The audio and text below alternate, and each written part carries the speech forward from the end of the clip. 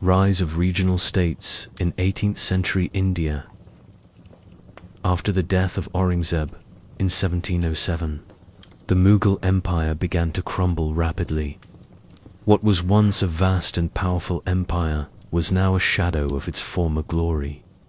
Weak successors, internal revolts, and external invasions created a political vacuum, giving rise to ambitious regional leaders who carved out independent kingdoms of their own. This was the beginning of a new phase in Indian history, the age of regional states. With the central authority weakened, three broad categories of regional powers began to emerge.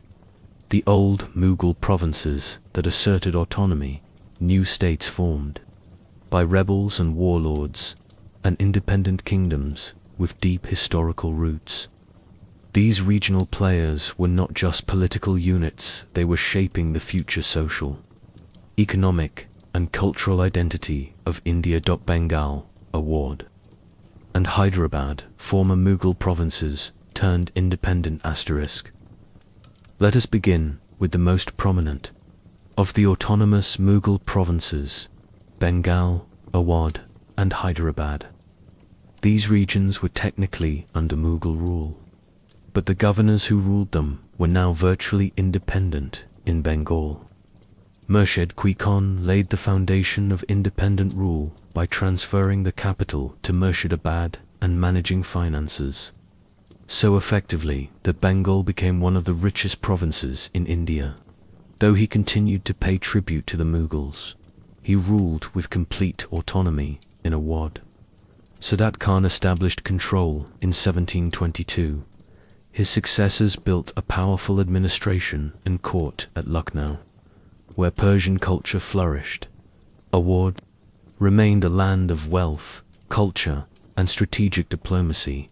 Hyderabad, founded by Nizam-ul-Mulk Asaf Jah in 1724, was another powerful state. Though he held the title of Mughal Wazir, he saw little future in Delhi and built his own independent base in the Deccan. The Maratha Confederacy, the most powerful regional force. While the old provinces drifted away, the Marathas rose like storm. Under the leadership of Peshwas like Baji Rawai, they rapidly expanded from Maharashtra into Gujarat, Malwa, Bundelkhand, and even Bengal. Their goal was not just survival, they sought to become the inheritors of Indian sovereignty. The Maratha Confederacy was not a centralized state. Instead, it was composed of powerful families, the Holkars, Scindias, Bonsals, and Gakwads, each ruling different regions. Their unity was based on shared goals and occasional cooperation. The Sikhs in Punjab, from rebellion to sovereignty in Punjab. The Sikhs, who had long resisted Mughal oppression, began building a confederation of autonomous military bands known as MIF. By the late 18th century, they had successfully defended their homeland against Afghan invaders and laid the groundwork for the Sikh Empire under Ranjit Singh. Mysore, the southern powerhouse further south. The kingdom of Mysore rose to prominence under Hyder Ali and later his son, Tipu Sultan. With strong military reforms and European-style modernization, Mysore became a thorn in the side of the British and other Indian powers alike. The Rajputs and Jots, regional aspirants in Rajasthan, Rajput rulers, retained their independence by leveraging their martial legacy, while in western Uttar Pradesh, the Jots of Barapur established a short-lived but fierce kingdom, challenging Mughal and later Maratha power.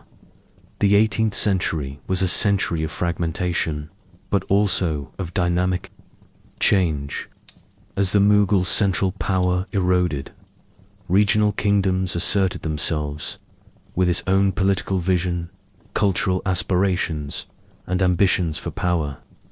While this led to disunity, it also allowed for the flowering of diverse regional identities and set the stage for the next great chapter in Indian history, the colonial conquest.